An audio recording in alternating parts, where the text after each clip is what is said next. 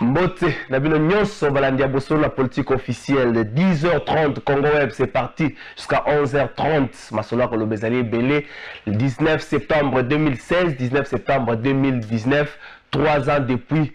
Marche Moresale Makape Bandeko Belé, Bakoufa Kili, Kamango Salaka Batu Passi. Je me rappelle encore, Tango le 20.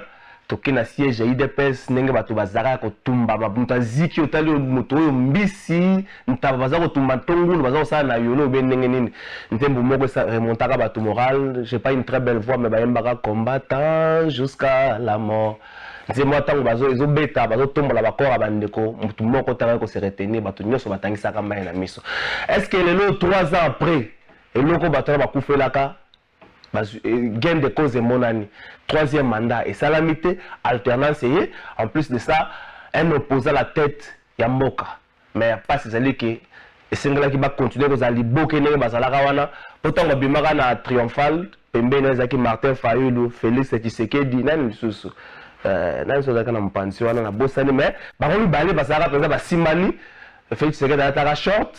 Martin Fayulu a chemise moi à Pembe, bon son balade Pembe, Martin Fayulu a coup de gaz moi on a longa vie maramo makasi. On zaki 19 septembre 2016, mais le 3 ans après, est-ce que makambo salami ndenge wana? Mokonza moko aza na Bruxelles, ba nyanga la kata wana. Ba kuta na ngai, so ba continuer ko bomba ko bomba congolais sika nyoso bazwami. Et aussi moi bande ko esengo. Faut que c'est le que ténor moko ya ba rebelle ADF FDLR, FRDC ko saki moko la lobby. C'est vrai.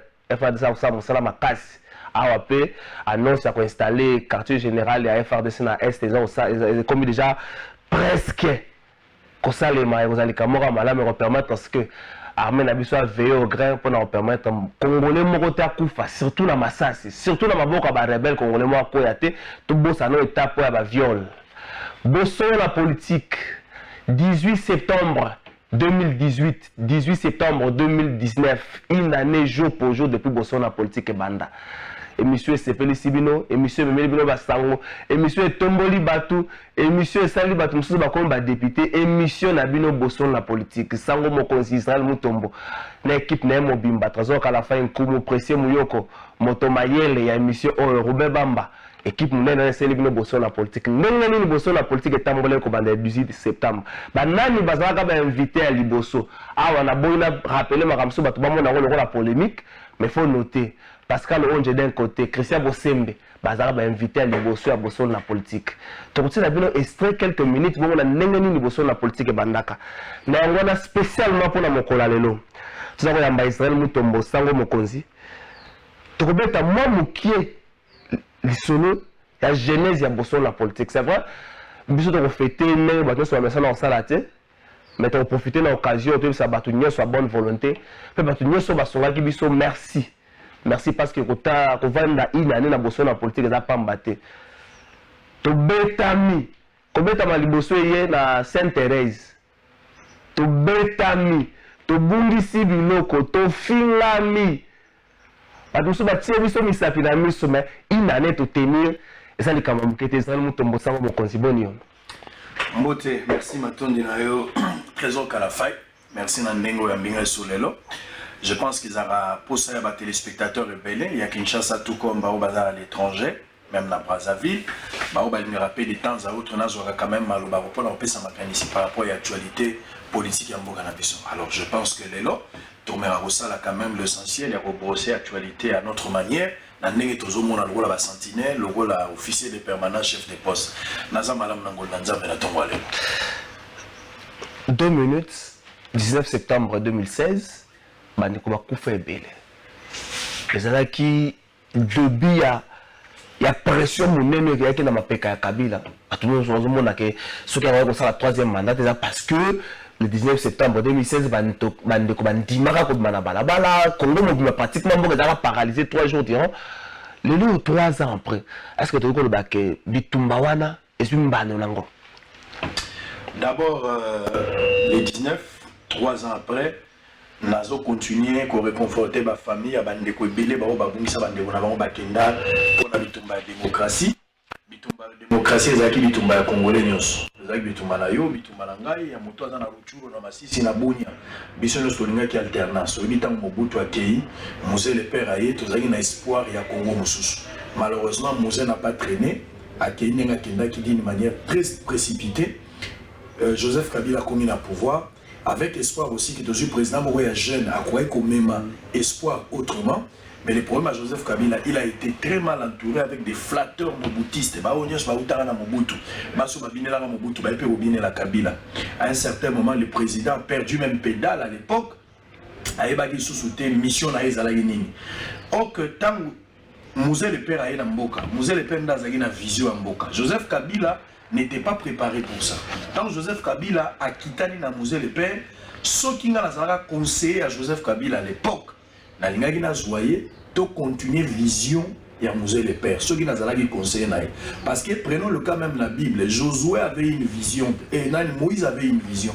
Mais Josué et Caleb ont une vision. Quand Moïse est parti, Batikali na vision à Moïse pour notre sa peuple na Cana parce que la promesse était déjà là. Dieu ne traite pas avec un groupe de gens, Dieu traite toujours avec un individu. Mzee le Père avait une vision. Et de l'autre côté, Joseph Kabila, il fallait la continuité et la logique à Mzee le Père. Selon lui, la Kabila, ça a une rupture par rapport à automatiquement rupture, il y a une rupture totale. Parce que Mzee, à moins de 2 ans déjà, vous sentez qu'il y avait des changements avec le service national. Le service national, il y a qui soutient les Kamaba, PPP. Tout le monde a inventé police. Tout le monde a dit que sur un découfagi. Or, sur la tika qui n'a pas també à Mzee le Père, moi je pense que il y a aussi 18 ans d'Iran, Joseph Kabila a dirigé. Na 3 ans, on a toujours réclamé changement, respect à la Constitution, état de droit, liberté d'expression. Naza Tshisekediste. Naza Tshisekediste et Félix c'était. Naza Tshisekediste, il y a papa Etienne Tshisekedi. Attention, beaucoup de maman, le Cameroun, comme si tu as Félix c'était. Tu sais pourquoi dans lobby bongo? Elin Kolobaboy. Combat autobundi à état de droit, Moutazalaki na vision nango. Etienne Tshisekedi c'est que Félix Tshisekedi n'a pas une vision pour le Congo. Il doit faire la continuité à vision à papa. Exemple comme Moïse. Moïse avait une vision, Moïse est parti, mais Josué avait la continuité à vision pour le côté de sa peuple na Cana. Félix Tshisekedi, il a rappelé qu'il président. Les peuples d'abord. Ce n'est pas lui qui a dit les peuples d'abord, c'est Papa Naloba qui dit les peuples d'abord. Donc, il est en train juste d'accomplir la vision où Papa Zalakinango. Je me rappelle que vieux, malgré ma passe cinéma, via la naba modo, dans nos carton rouge, appelé ça jaune, à souka topé ça rouge. On a vu sur la koufa et ça la passe. Mais l'élo, au monde à Joseph Kabila, ça a pouvoir. Félix Tshisekedi a pouvoir pour Nangai et ça la place Bazali. Rossi Mukeni, Thérèse Kapangala, Bandeko Nyonso Bakufa Kajourwana, ceux qui baoui bamona baza content baza pour effectivement un travail a été fait parce qu'il y a eu un changement. Je suis très content pour ça. Très content pour ça. Il y a encore beaucoup de choses. Il y a beaucoup de choses à faire. Bakufu baza ko zela bamona avec ndenge batambola jour en haut, ndenge bazwaka passe en haut, continuer à rester ensemble Fayulu, Félix. Ça part de l'unité à l'opposition quand tu vas dans le bas. Je expliquera ma émission la politique, je expliquera que curieusement, Félix est entouré par des kabylistes, Martin Fayulu aussi est entouré par des kabylistes. Sur l'italien au clair. Qui est kabbyliste? Moïse Katumbi. Qui est kabbyliste? Mozitu. Qui est kabbyliste? Bamatungulu, Bakame. Tous ces gens sont des kabbylistes. De la même manière, en fait, politique en Bourg-en-Abisso, ça fait pratiquement 18 ans. Rien à Mobutu Koué, tu as rien à Kabila. Donc, vous allez dans l'opposition, tout le symptôme à Kabila par là-bas. Si vous avez à travailler la Kabila quelque part. Les lots Félix a entouré dans Kabiliste. De la même manière aussi, Fayou a entouré dans Kabiliste. Le souhait le plus ardent, et c'est là que tout le monde a battu, on va à la place pour travailler. Mais l'homme propose, Dieu dispose. Les lots, tu as un contexte, nous sommes des aléas. Tu as un contexte où Fayou a Mboka, Félix a Mboka. Mais c'est que nous ignorons plus fort que nous-mêmes. Mais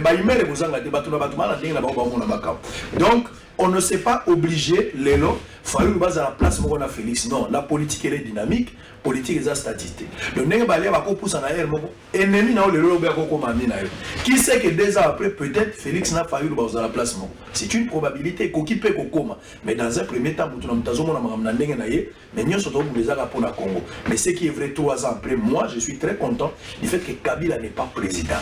Je vais te donner un exemple où je te parle. C'est que ça. Mon Akati Yandaku. ndenge to la kabo soko komi mokolo ndako eloko liboso ta les futa garantie okoti na kati ndako wana mo okuta couleur ya kala okuta prise ya kala okuta peut-être moi salité ya bato kala dans un premier temps soko okoti na ndako wana obike même bato ba uto bima na ndako ba masara bango kala bango ba ndoya kulunga bango na adresse wana bato moke ba koyeba ka adresse wana komi ya ne bandili bato ba ondi bango na nte mais beta inane beta 200 yo nom to confirmer mokolo ndako et le président l'a si bien dit hier na mama marionnette a répondu très clairement kaza marionnette pour azongisi ba opposant farouche ya Joseph Kabila le roi Moïse Katumbi azongi so kazali marionnette ngeko zonga te mais à part cela ba prisonnier politique emblématique on a régime Kabila babima ki te bato na so babimi c'est vrai qu'on peut parler de dialogue mais pour appliquer cette décision là il y avait aussi un dialogue mais mise en application déposa un problème donc pour moi 3 ans après je ne regrette pas Etienne Tshisekedi parce que la mission continue à être exploitée. Tout ce qui ça, visite à chef de l'État à Bruxelles, je crois qu'officiellement aussi la vélo. Comment trouver en gros, d'un côté, maman Moussous va bétami, de l'autre côté, une forte mobilisation autour de la présidente de la République, à Koutani na roi, à Koutani na la communauté congolaise, à Koutani na entrepreneurs. Comment juger en gros? Le président Zotambola pour la bien-être et à peuple. Le président Zotambola COP n'a été. Ici, je dis non pas parce que Naza pour ou contre un groupe d'individus. Non, le président Zotambola pour la MOC. Même si c'était failli le président de la République, il allait chercher le contact, point barre. Tout ce qui a une polémique et le président Zotambola pour l'intérêt à MOC. Mais la carte de démocratie normalement, on a une États-Unis, la Trump pas eu. Mais il arrive à bouiller même pendant 3 mois, marche, 4 mois, 5 mois. C'est ce qui est normal. Position Bandeko, bazo partager à vie mon chef de l'État, bazan a droit à bango. Mais au-delà de ça, on partage avec un chef de l'État, ce qui intéresse à commettre pour Namboka, parce que nous avons bénéficié de Namboka. Na minute même Fayoulou, Martin Fayoulou, président décidé, ou Azalaki, candidat commun à la Mouka, même Bandeko na ta barrière, Koko na place Bazali, va foutre Minerval, te batangi classe gratuite. Le pour te dire que intérêt nion so yé pour na batu nion so, même na bateau andi barote ba bénéficier nango. Est-ce que dit que mon gratuito même ba way ba sepel nango pas baté mo way so ka kufi na place atiki moi si na ba na zone di baté ba na ba kotambola ndenge. Na Minerval net ba. Ah, siko mo way place ba way ba mona azota la ba ne ba zo kende place. Donc ba way ba zo sambela. Nzamba sunga Félix pour que makambango ele kamala. Donc moi je ne vois aucun inconvénient président qui pour na makamboka a zonga a continuer. Nyonso do ça les ara congolais se retrouver. Place Félix a kobeta mapé, boye bibiso na ba dose, oye koya ya tropé sa dose. Mais jusque là, à part ma 15 millions, non na moni mabela et. Baba Pekisto le blanc, baba Pekisi. Oko Pekisana le baba 15 millions. Baba Pekisi le blanc, baba Pekisi 15 millions. Monsieur, mais non plateau en a eu invité baba Pekisi 15 millions. Bosso na politique une année.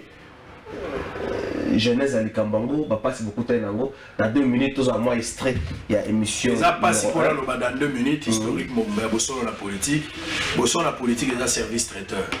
Bosso la politique, est un yo, est un gars, est un batunios.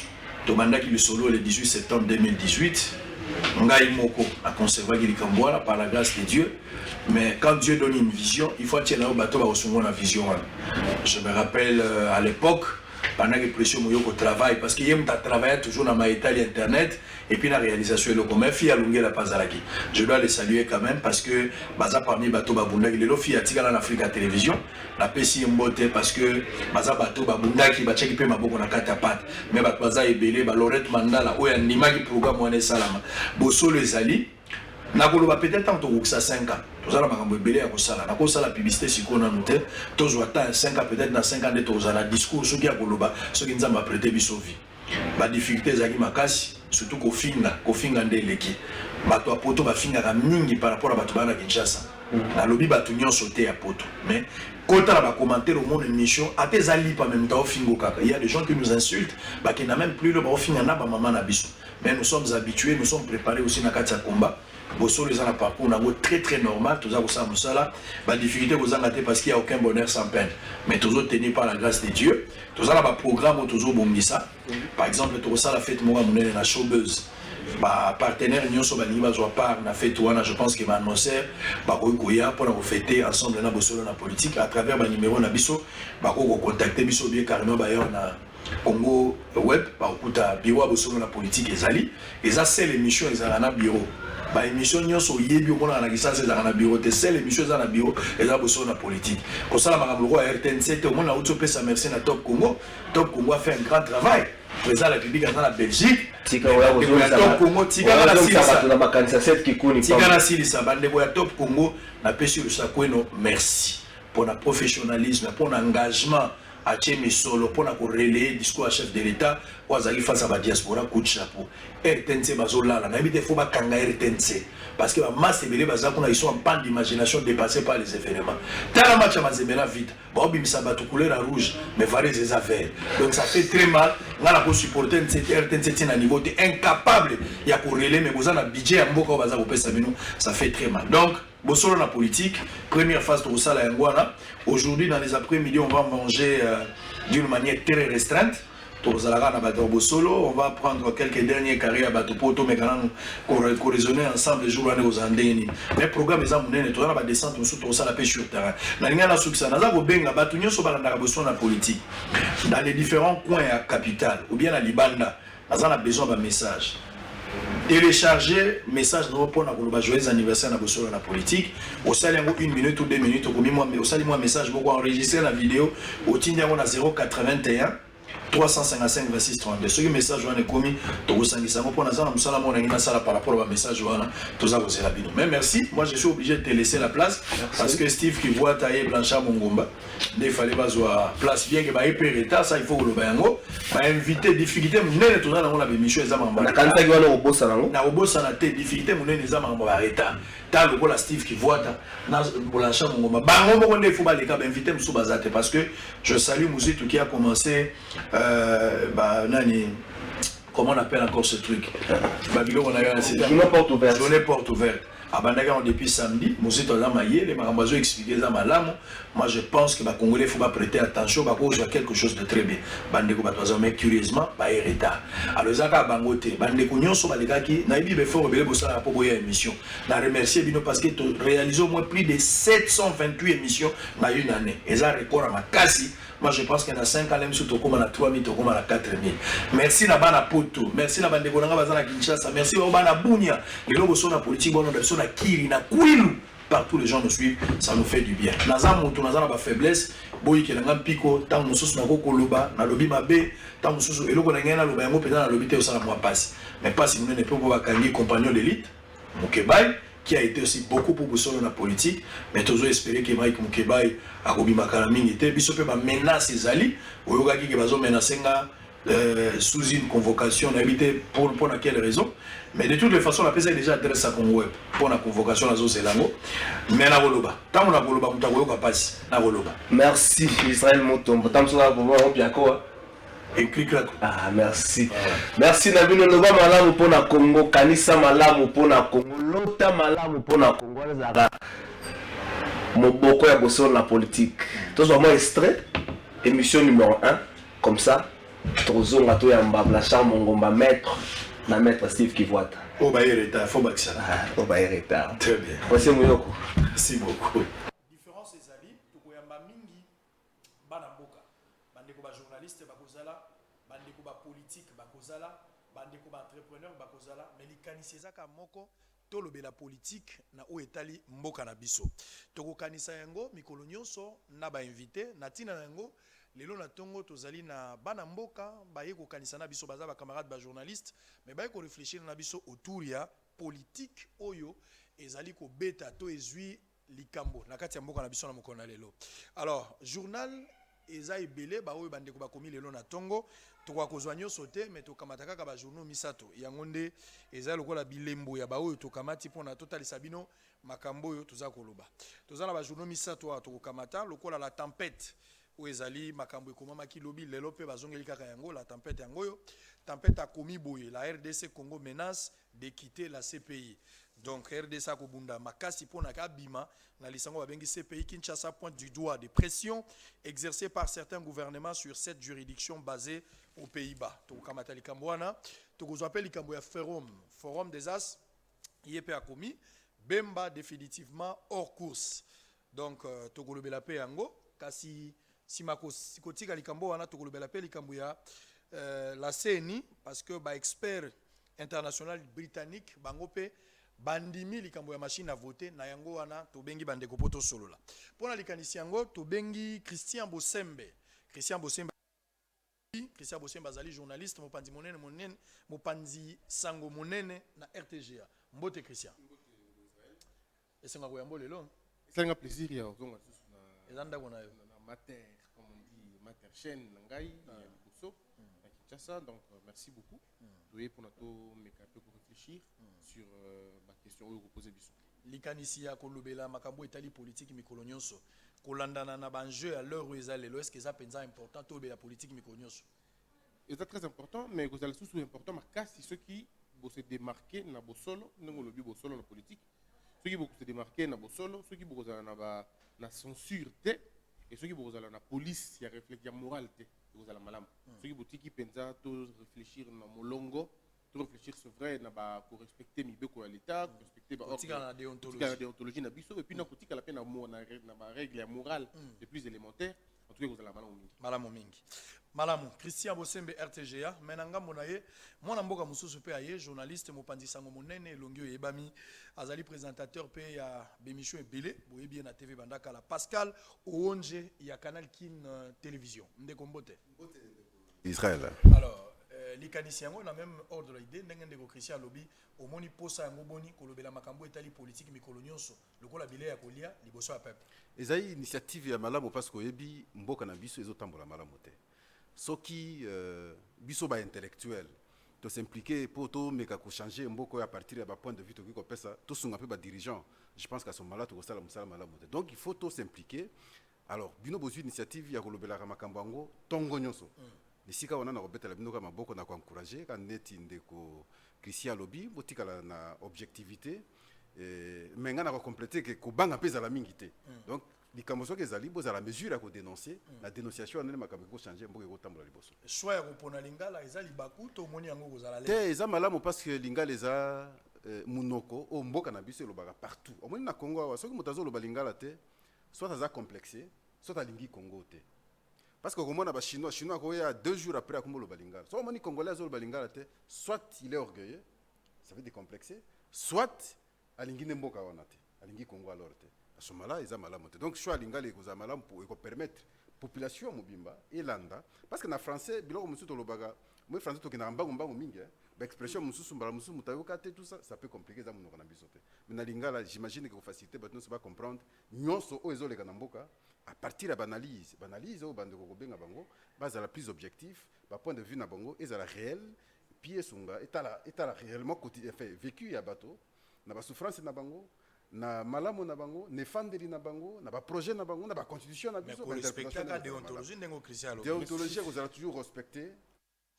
Aligné sur la volonté du peuple congolais. Oui. Voilà. Êtes-vous une marionnette de M. Kabila comme M. Fayulu l'a dit? Bon. Il a le droit de dire ce qu'il veut, mais je crois que ce que je prouve sur le terrain démontre que je ne suis pas une marionnette. D'abord, j'ai libéré tous les prisonniers politiques, ce que lui n'avait pas fait. J'ai ramené tous les exilés politiques, y compris un de ses adversaires les plus acharnés. Donc je ne crois pas qu'une marionnette peut faire ça. Je suis en train de lutter contre la corruption qui avait caractérisé son système et j'améliore les qualités de la vie des Congolais. Donc c'est clair que je ne suis pas sa marionnette, je suis son allié parce que nous avons décidé de nous mettre ensemble pour diriger le Congo et le diriger autrement. Mais il contrôle la plupart. Merci, précieux Mouyoko, merci. Pour mon numéro, émission Liboso à Bosso, la politique, pour mon numéro, je vais m'inviter. Au talibé chef de l'État, les comme marionnette, moi, Zonga. Prisonnier emblématique Babima. Est-ce que Naza marionnette, Naza chef d'État solo Félix Tshisekedi à répondre? Lui, Kabila a plutôt un partenaire. Aza na scène y Aza il ligne à pas partenaire ba tumso comme Kolobango. Le vrai modérateur a commis rétrocession querelleux au pétentique qui bassa et au kunji à couteau tiré. Église aujourd'hui la source divine de toute autorité. EPST Willy Bakonga à l'épreuve des écoles conventionnées. La prospérité, mobilisation et affectation des ressources. Pierre Kangou, derrière Ria, Félix Tshisekedi se félicite de l'argent trouvé dans la caisse de l'État. Acte d'engagement éthique, Sylvestre Ilunga et les membres du gouvernement disent non à la corruption. L'arrêt réussi pour Boussa. La vie économique a commis, gratuité de l'enseignement de base paraît difficile. Il faut craindre les effets pervers. Forum des As a commis Ilunga et son équipe savent désormais à quoi s'en tenir. Les FRDC liquident coup sur coup les chefs des ADF et puis FDLR. Fachi, je veux réaliser mes promesses. Tous ceux qui sont la référence, plus a commis Kamila ou Rebond des FRDC dans l'Est. Wanezalaki Mouké va savoir le Kassa.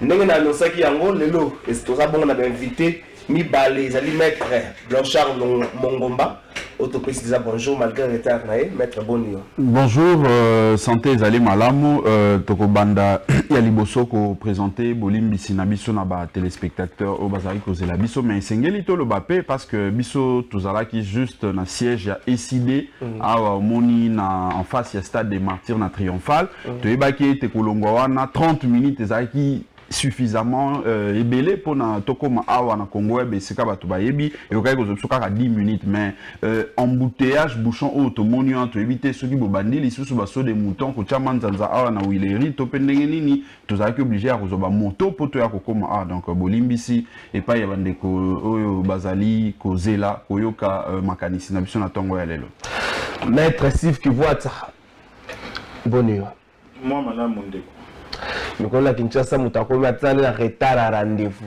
Attends le mois qui n'est retard, quand c'est à la mort, saut de mouton. Yo va dans la ligne voilà. Il faut y boulevard, saut de mouton kangeli wa. On va dans la matongue, il faut y ville, saut de mouton kangeli wa. Tu comprendre yango. Tu ramasser quelques des dossiers actualités bon to kota. La Likambotali, la journée porte ouverte, oyo nouvelle là dans ça qui depuis samedi le 14 septembre, la 15e rue. En diagonale à ULK, la 15e rue industrielle. Maître Blanchard Banayo, 19 septembre 2016, 19 septembre 2019, 3 ans jour pour jour, depuis Bandeko Bakoufa, la marche mounée opposition à Salaka, Bandeko Belé Bakoufa, Bandeko Moussous Bazouara Massassi, Moussous Babika, tout se rappeler, tout se souvenir plutôt que Martin Fayoul a touché la motu, comment on a Makabouane Salamara le lot. Bitumbo opposition unie à Bundaka Nangongawana, un opposant à la tête du pays, tu veux qu'on ait gain de cause des Zouami. Merci Ndeko, omoni sentiment nazana yango sika oyo ezali sentiment moko oyo ezali partagé.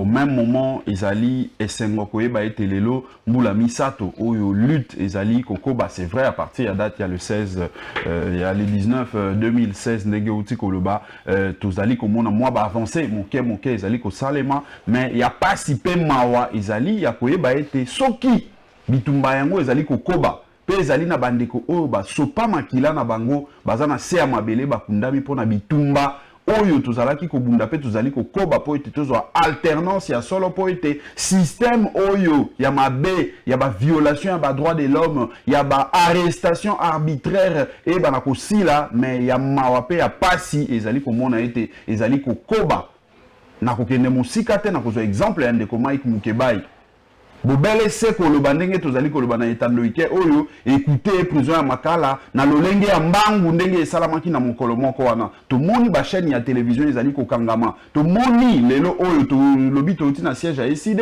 si bien que marche bakomaki ba prendre acte bato ya ville moni dispositif sécuritaire au bachewana ezola ki sa solo été tozali toujours na continuité il y a système au to bundela qui pour été violation à droit de l'homme et si là pour été peuple azonga na dignité na souveraineté na ye pe a pasi surtout pe a mawa ezali ba nomination de konangai to bandi utali kolo to kititi na députation provinciale ti na niveau ba bourgmestre nomination sur nomination.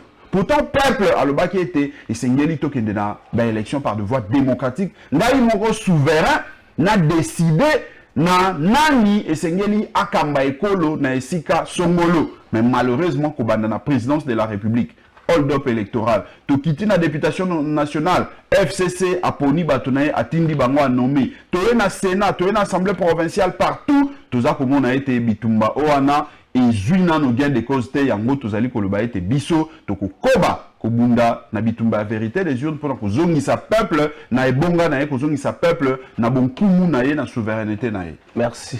Maître Steve Kivuata, 3 ans après, Kabila sous-chef de l'État, Chadar et Dauphin na ye quitté. Au moins que mingi tango bato bazali kobunda na 2016 mingi komba Kabila nezalaki ko tolingi lisusu ete Kabila lisusu te le nom Kabila lisusu mokonzi te, c'est vraiment quelque chose où ba opposant dans l'ensemble malgré ta bazali sika moko te fo beta tolo balongi non ndeko bato ba se trompaka yango avant même nakoma na sa liaison ya journée à lelo na ba journée portes ouvertes na koyebisa que eloko ya mabe na mboka na biso ezali système au souverain de Kabila pas kuta mais à ça là et l'autre côté pour na ko changer yango aranda yango mabe makasi lisusu koleka yango wana yende moto akomaki ko personnifier système ya mabe wana eza ko ça que congolais aza ko bénéficier na nkitana été un système de corruption ou même na ba parti politique wana à pouvoir bayaka nde pona ko soutenir moto pe bango système basala eza que peuple a ça la choité. Comme ça, bango na bokambi na bango bazalaka na mosolo ya kodeboshaka bato. Lokwa na classe politique, bato bayaka mingi siko koluka pauvreté zayi baza koluka mosolo. Bango batie système de gestion moko baza kozwa mosolo na kita ekolo pona kozwaka kopesa ba homme politique pe ko corrompaka peuple na tango ba campagne yango lokaka masolo ya ba papa social. Yango wana biso na ba journée portes ouvertes. Souci na biso ezali que peuple ayeba mboka na biso tozali wapi sikoyo touti wapi pe toza kokende wapi yango tolobi avenir de la RDC en chiffres parce que moni des fois bato ba se trompaka ndeko Kabila biso tango to critikaka ye eza parce que a instaura a renforcer un système moko mabe aki déjà kokuto ndeko Mobutu atia c'est-à-dire système moko yo ndeke tobi ya corruption généralisée oyo basalaka eloko te pona bato baza kozwa mosolo ebele à l'état tala lelo ndeko Mukebai eza kaka likambo soi-disant entre guillemets baza ko poursuivre ye pona makambo un journal diffamation mais soki otali procédure yango ndenge bamemeli yango na lombango on dirait moto abomi moto njoka nde kala mingi te toyokaka États-Unis trésor américain lobaka na 100 millions de dollars na bino na kangi na makambo ba corruption na ba élection ndenge salemaki tino lelo motabeta kaliso na ngote ye moko président proclamé à ça la réunion moko interinstitutionnelle a dit que corruption kanya ke tamboli pona ba élection ba sénateur a dit d'ailleurs bino ba sénateur sénat na ba ko installer en ngote ezalaka inconstitutionnel mais moi le baka ngo na réunion interinstitutionnelle tozela ba enquête tino lelo 15 millions oyoki même ke baza ko bash pour tout ça enquête à 15 millions botika makelele mais pour avocat tozayi na liberté d'expression na ebi que na koki ko banda ko imputer motote donc naza 15 millions en moi qui en tant que congolais toza na posa to ebesika nini ezali donc bango justice mosala na bango ezali ba yebisa biso yango ba ko pekisa biso te to mituna motuna donc makambo ya 15 millions na oko cash. Mais ce qui est comme makambo ya moi diffamation soi-disant bakela ngo na lombango nzoka nde classe politique na biso soki otali makambo ya diffamation na injure soki to bito bande okanga bato politique ebelawa ata 90% bakozala na prison donc 19 septembre oyo ngai naza komona ete ezali lié malamu na journée portes ouvertes parce que photo mitunaka bandeko na biso ba congolais tango tosengaka bango batambola. Est-ce que biso soki tokomi na pouvoir tozalaka réellement na un programme alternatif? Est-ce que toyebi maenini tokoki kosala pona mboka congolais kotambola bomani yo lobi oke kosigner deal na kingakati okomi président congolais atamboli pona yo akufi famille na ye bazangi ye yo lobi okoti na pouvoir bokomi kolimisa ba 15 millions congolais atamboli bino lobi bokomi tango bakoyebisa bino ko bokosala ngo mabe te bango pe tango na bango banda kosala est-ce que banda ko contrôler bango donc bino botambolisa bato bakufa pona bino bokota bo faire perpétuer un système yango na biso na nouvelle élan tolobi tovanda na ba congolais total avenir na biso en chiffres. Comme ça soki moto na makambo lokuta to kobeta makambo ba gratuité enseignement ya ba promesse belé bande ko ba sala. Donc soki moto na makambo lokuta chiffre à l'appui congolais ya biso tête à to kokosa. Merci Maître Blanchard. Beaucoup de malades, beaucoup de civils maman la journée porte ouverte, mais le Steve qui va être le deuxième important. Quand on a eu un point de tambour la lobby, mon tour à sa canne, na botambo le linaïti, mais la tourne.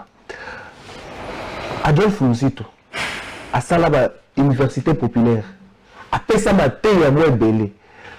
Maté ya wana esuka wapi? Est-ce que boluka eta boyeba Maté ya ki lobby soki lelo na mitu ya population ezakaka? Est-ce que ba comprendre la dose nini pour le lobby sous la Maté ya mususu? Est-ce que vous avez vérifié ba Maté ya université populaire so kendal?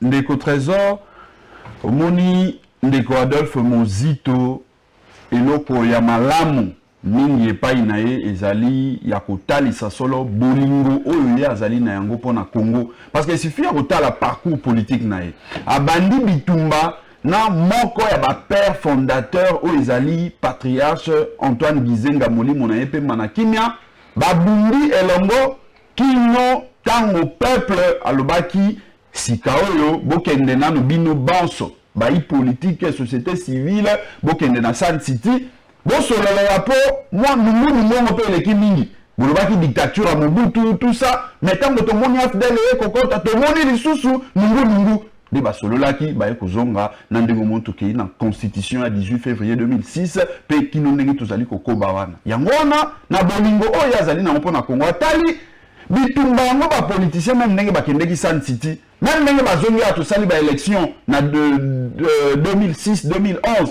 okomona bai politique nyonso mitu na bango makanisi na bango ezaka focaliser bobelese na partage ya pouvoir ngana ko jebonga nini ngana ko kote sika nini poste nini bakopesa ba 15 millions bunga bango basuka kaka wana ba politicien belé ye lokola moto oyo auti na kelasi oyo ya ba père fondateur parce que omoni ba papa na biso Lumumba Gizenga bazalaki bato batangaki ba kelasi ya makasi te lokola o biso totangaki mais bobwanya o bazwaki esalaki ete bazalaki na schéma babito bundana no pona indépendance to libérer Congo soki to sisi ko libérer Congo processus ekokoba po ete to kende parce que démocratie c'est bandaki après libération ba kotaki moi phase à démocratie moke et ko za la confisquer pe balobaki soki ba sisi démocratie ba kota na bokambi gouvernance et ça li été ba kokate na ndenge ba kendeki ba confisquer pouvoir na bango ba susu ba kufi ba Gizenga ba kene exil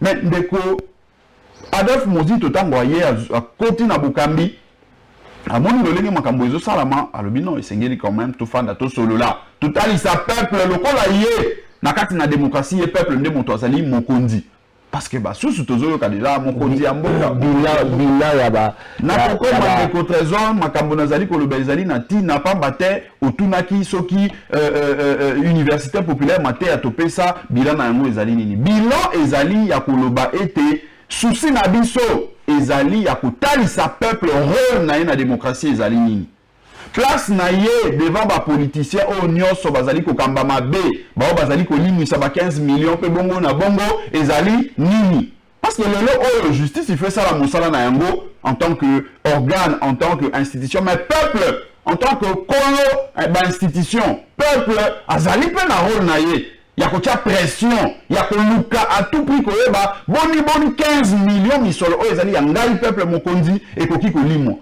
mais pour peuple akoma na niveau ya kotelema komanifester koréclamer badroit na ye nyonso wana esengeli mpe koexpliquer peuple badroit na ye parce que ezali vice versa mibeko esalamaka epai ya barepresentant ya peuple na niveau ya assemblée nationale parlement mais po ete mibeko wana ekoma na niveau ya peuple a intérioriser rôle na ye en tant que peuple na société civile nyonso ndenge basorganizaka esengeli mpe bai politique na société civile biso nyonso baélite totelema tolakisa peuple rôle na ye yango omoni na bauniversité populaire tobundaki mpona kozongisa nano peuple na contexte wana pe peuple na biso akomprenaki déjà esika rôle na ye ezali nini yango omoni lelo na nouvel élan C'est ça. Quand on côté na ba journée porte ouverte n'engé tolobi l'avenir de la République démocratique du Congo en chiffres, toyemi déjà maturité politique il y a peuple na biso yango moni sur le plan politique azo ko va insister déjà pour la vérité des urnes pour aider nazali souverain na oki ko ndimate ba yi banga bo bongo. Mais sur le plan de la gouvernance, le peuple a dit rôle na ye to bandis lisusu pour la kotalisa et pas wapi to utaki le lot ozali wapi pe tozo ko kende wapi pamba te et sengeli to loba ba bazu pouvoir ya peuple na moyibi na makasi non seulement baza na légitimité parce que peuple a pesi bango bokambi wana te mais bazali pe na problème ya compétence ya bokambi ekolo ya bokambi l'état talande maende ko inunkamba sali na présentation ya gouvernement na ata chiffre mon côté mais balobi azali économiste au moni esika oyo ezali ko bangisa yango mwana mboka Adolf Muzito na vision na ye ya kolakisa gouvernance bokambi aye lisusu na nzela ya nouvelle et leur parti politique oyo ya initié kotalisa peuple avenir na ye ezali lolenge nini. Merci. L'avenir de la République démocratique du Congo en chiffres. Je crois qu'il y a un Moboko, il y a mentionné chaque samedi, ou ça un mois pratiquement, il m'a dit samedi le 14 septembre. Et nous allons samedi le 21 septembre, la 15e rue industrielle, en diagonale à ULK, je crois numéro 7, hein? Numéro 7 en diagonale à ULK. Maître Steve Kivuata, l'avenir de la RDC en chiffres. Et je me dis que je vais casser dans ma chiffre. Mais ma chiffre, on peut. Là, il solo. Stade, je crois qu'en 2005, on a mis match à Léopard. Je savais que quota se réchauffer. Moi, on a pas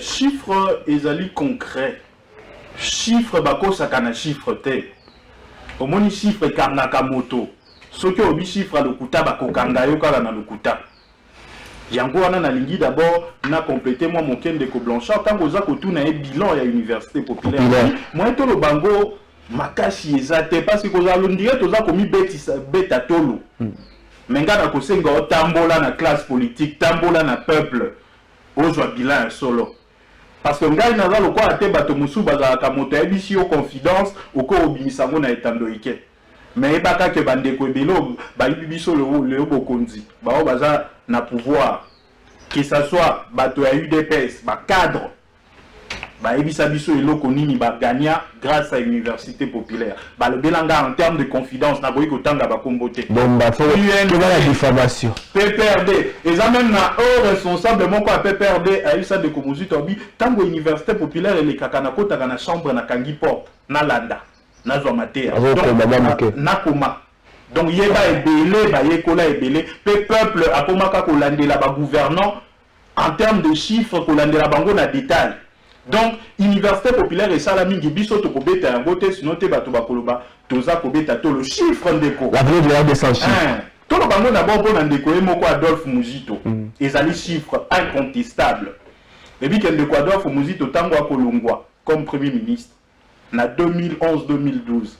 Budget atikaka 3,5 milliards de dollars en réalisation et en prévision T na ressources propres 3,5 milliards. Les lots budget va prévoir ressources propres à 4 milliards, donc réalisation qu'on risquait de à 3,5 milliards. Pratiquement combien? 8 ans après, 7 à 8 ans après. Donc, voilà les chiffres. Soit on a la Banque centrale au Comonango. Ndekwador, Fumuzi en matière de salaire, parce qu'on a budget et bon, on panier de la ménagère. Tout à salaire. On n'a pas de la ménagère. Un fonctionnaire à $20 à Matissa Bango, na $100 pratiquement. Et ça, mon solo au salaire, ils ont acquis le lot. Mais malheureusement, ils perdent la valeur Nango. Parce que bateau bakamba va pouvoir maintenir franc congolais na niveau stable té. Professeur d'université et même qui bango na grève. Muzito acha bango na $2000 ya salaire. Malheureusement avec d'évaluation comme $1300. Yango bakenda qui grève parce que basenga kandeko kamere alobi mati basengi bango mati sabiso ata na $2000. Comme ça tozonga na $2000 on de Adolphe Muzito atikela biso pa esiko to na 1300 prometa bango pa bango ba makasi na promesse abato ko sala yango mais finalement ba sala yango te bakenda na grève donc yango wana lelo toye kozonga na ba chiffre maintenant en termes de projection na zo kaka chiffre wa makambo gratuité enseignement Côté salon et éducation, on a qui plus ou moins 2,9 milliards et il dit qu'on a 3 milliards de dollars pour réaliser gratuité en enseignement. 3 milliards de dollars au Canadien. 3 milliards de dollars pratiquement, 2,9 milliards. Ndeko Adolphe Mozit, ancien premier ministre, tant que ça il va calculer et il paie pratiquement 2,9 milliards, on a donc 3 milliards. Donc, on va calculer la meilleure. Chiffre parce que biso to e mabe na makambo chiffre to kolingate ba kosa congolais. Toyoka qui président proclamé à lobby boy. À lobby ngai na komema budget éducation comme à 20%. Le budget 2020. 20% à budget national. 20% à budget national. Donc, en réalité, c'est un budget en ressources propres. Parce que, normalement, la dépense courante, beaucoup, ça va recette extérieure. C'est parce qu'ils sont aléatoires. Donc, tant qu'on a 20%, ils ont dit budget en ressources propres. C'est-à-dire, à Mosolo, beaucoup, on a Congo. Tant qu'on a dit 20%. 20%, on a donc, c'est-à-dire 3 milliards, on a, faut représenter 20% à budget. Donc, ça, la calcul moqué. Le quoi 20%, 3 milliards, 3 milliards de gratuité à enseignement. Donc ça va le 3 milliards wana. Donc il y a 20% à l'éducation. Et il dit que 10% ils allaient 1,5 milliard. Donc budget fait 100%, c'est à 15 milliards. Il y a un organisme de Eliezer d'ailleurs, on a évité ce qui calcule wana. Pas de Eliezer a dit budget au fond, normalement de Koilumkamba mais à 15 milliards. Payez mon président le budget vous avez 20%. Donc le bas de gratuité à 3 milliards. Donc, c'est le voie mais son budget à 15 milliards. Donc, c'est la bango. Quand c'est la découverte, nous ne pas ce budget. Moi, qui m'a chiffre exacté. À dribbler, sur un programme, à qui les chiffres. À ta chiffre, mon quête. Et puis, déco, mon quoi parler à tout naki et mon tuna. On dit gratuité, en gros, et amis, bon, il s'abisso. Et donc, on y va prévoir. Au début, qu'il déco, nous kamba la réponse à PSAT. Quand la militaire, au tico, yokawa, ministre, EPS, par comité, tout le monde, nous 7e, na 8e, na makambo à gratuité. Pendant que mes parents nous sont dit que dans la bango à CO wana o komi 7e na 8e ba ko futate. Ti no bi to boyo ka hôtel gratuité en moi ngai ko ba pendate gratuité bo lukata mo ba $200 moko bo futa. Et zéro ko moko mbutu bande ko de Steve na ba kisoma ina monoko. Il faut le ba ki ba se contredire les sous. Donc na ministre na président proclamé. Parce que le président proclamé à lobby, Bakosta la tina humanité, alors qu'il tina secondaire. Tina secondaire. Pourtant, mon bec au lit qu'on dit, il y a mon oiseau le belakaka et gratuité dans enseignement d'école primaire.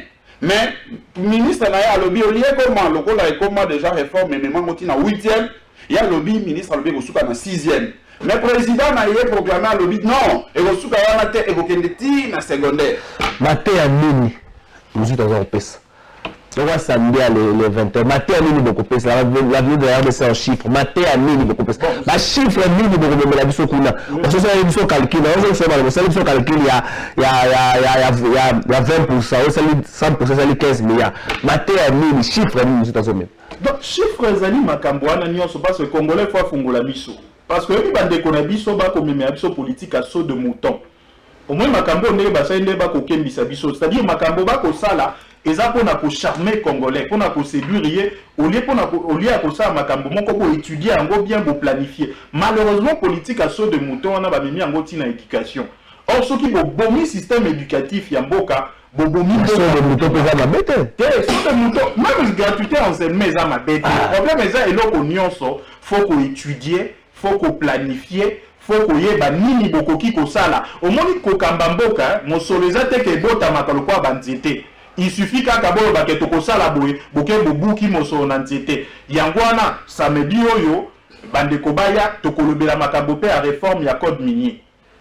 Réforme ya code minier, il est connu, mais parce que Toyo Kakayango Mini, en termes de chiffres. Mini réforme ya code minier comme même. Tokolobela Makambo ya RDC na ba voisin na Makambo intégration économique. Pe Tokozonge la Makambo ba promesse et belé Tokoyoka. Komatisa ba policier ba salaire na $400. Faut total en chiffre est-ce que ça possible? Parce que ndenge déjà tokangi bango et là quand Tokoloba to cité. 3 milliards. 3 milliards. Il y a le président proclamant lobby que donc éducation et comme à 20%. Donc il faut pas même la bise au budget à 15 milliards. Donc ceux qui va même budget à 15 milliards, Tokokanga bango déjà le coûta. Donc Bandekoboya samedi le 21 septembre et qu'aux Araka chaque samedi, mais samedi le 21 septembre, tokozala 15e rue numéro Blanchard industriel. Numéro Blanchard banani baza invité banani seyeli baya koyoka mateya wana est-ce que ezalaka bamembre ya nouvelle élan et puis bapartenaire na bino oyo boinvité mpe motu nyonso asesanze relo samina eza naza dégagé donc koya nayokaka makambo nini mosusu azoloba la veli yarde sans chiffre. Non, initiateur, il y a parti Nabiso Nouvelle et Longo Namboka Adolphe Mozito, Naba cadre Biso Banso, Tobengi, journée Nabiso portes ouvertes. Et l'imi pour le baïté, Boyebi, To Bomanioli, la réflexion, et c'est la kate, Bo Pime la Baninga Mosusu Makanisi. Pambate, ma Ndeko Steve a outil développé Awa. La émission, on a été dans les Koébélé, Basali, qu'on notait. Bandeko ebele bazali na ndeko ilunkamba omoni ete tozopesa expertise na biso pe parce que na nyonso tozali kosala awa ndeko na ngai esengeli toloba solo ete mama na biso ezali Congo na baye balingi mama te na biso baye tolingi mama biso tu tokutanaka kaka epai ya mama wana mosusu aza koyeba mama po ayiba ye mwa moke oyo mama abombaka na songi ya liputa mais biso tozoya mpona kopesa mama mwa moke oyo tozokongola na pasi. Donc, tozali ba catégorie ya bana mibale. Yango moni biso. Ezo banda air menu. Porte ezali polele pona batonio surtout mais ba oyo bazali déjà na kati ezali mingi bana ya lamuka bana ya ba mangomba na biso MLC SID dynamique pour la ensemble bande ko nyonso bazali ko ya meto ba ONG ba mouvement citoyen nyonso tout baza ko ya mais soki to moni ndeko ilunkamba ye biso tokobengana ete parce que toyebi ete ndeko ilunkamba azali na besoin ya bachiffre azali na besoin ya expertise ya mwana mboka Adolphe Mozito atako akokoka koloba yango na polele te d'ailleurs eza koleka en direct na RTVS 1 donc na pe occasion yango wana topesi bango banote bazwa bachiffre parce que tozobandaka 9h kino 13h 14h mais nalingi nabeta 7 na mwa moke parce que nakoti balobeli mambo ya budget ya ndeko président proclamé wana ndeko Adolphe Mozito a démontré boye na mboka na biso soki otali croissance économique ndenge balobaka wana etunaka mingi autour ya chiffre moko ezali tozalaka autour ya 3,5 environ tochakaka 4%. Batata comme ça on a la 9 nazali koya ndeko trésor ndeko Adolphe Mozito liboso ete abima ba effort oyo ye impulsion na ye en tant que premier ministre na équipe oyo ye akambaki babundaki na ba réforme kilikili oyo esalaki ete batiaki ba base ba jalon ya malonga esali ete de 2014 kino na 2016 et ça a été croissance wana elongwa ndenge na mboka na biso to mesana mingi na ba 4% et ya kokoma na 9,5 mais ndeko Chilombo tango azalaki candidat liboso ete akoma président proclamé avec ta komema croissance wana na 25%. Yango biso tolingi totalisa namoni okangama la sode de méthode tokanisi ete tokosenga peut-être chaque semaine tokozwaka mokolo moko mpona koya kobela moni ndeko Israël déjà parce que ndeko Israël okopesa biso ata mokolo moko parce que tolingi tolongola mafinga na politique po tobetaka nde masolo oyo boye kongola yeba lié à venir naie na ba politicien par rapport à ma canicier non par rapport à ma fingato mukuse kaka ndeko Steve kwa lobi mambo ma fingato lobi ndeko Mike Mukebai to yebi ete na sima dossier na ye ezali ba tolingi nazali ko mambo ya dossier te na koti na bozindo ya dossier te mais na lingi ko beta c'était tozali ko mona ba politicien o bazo finga bato awa bozoba o ya salité ya mabe koleka parquet général parquet mosala na yango ezali kaka te poser la plainte moto ya kofunda mais ezali pe ya ko se saisir d'office d'infraction mais baola bazali kofinga bato awa bamona bango te bazelaki kaka ndeko Mukebai po ye akoma kobai basalisa expérience ya prisonnier politique na bango na banza ete peuple azali kotala biso tokokoma nde na botani Fond Mike Mukebai na meeting oyo président légitimement élu à kosala lancer Fond Mike Mukebai na moins 1000 francs na yo tokopesa to soutenir ndeko azali na liberté d'expression oyo adénonçaka makambo ya mabe oyo bapimelaki ede ya mosolo na ye comme député pendant donc Fond Mike Mukebai 1000 francs par chacun, ngana kanisi était. Yo, ben là, 50, il y avait 50 000. C'est bon. Faut moi que Mokeba, ouais, les alliés mettre Steve qui va t'annoncer en gros. Adolphe Mouzit a lobby l'avenir de la RDC en chiffres. Samedi le 21 septembre, dans la 15e rue industrielle numéro 7 en diagonale à ULK, vous êtes belé. À partir de 9h, à partir de 9h, vous aurez Mouzit à l'oba. Dans le calcul, nouvelle les salis, ce qui 20%, il y a budget Zali, 3 milliards, donc budget Sengeli Zalaya. 15 milliards, on a calculé là-bas. S'il vous plaît, tous là, il nous a majeur à représenter budget en Boka dans l'Assemblée nationale. Merci Nabino, on a eu besoin de la politique officielle à Mokola. Le Bama Lam pour na Congo, Kanisa Malam pour na Congo, Lota Malam pour na Congo, vous allez Kamoro, il y a Malam qui vous a permettre de Mboka Nabiso et Kendeli Bosso. Souhaitez besoin de la politique, bon anniversaire, vous allez le moment Malam. Merci Nabino.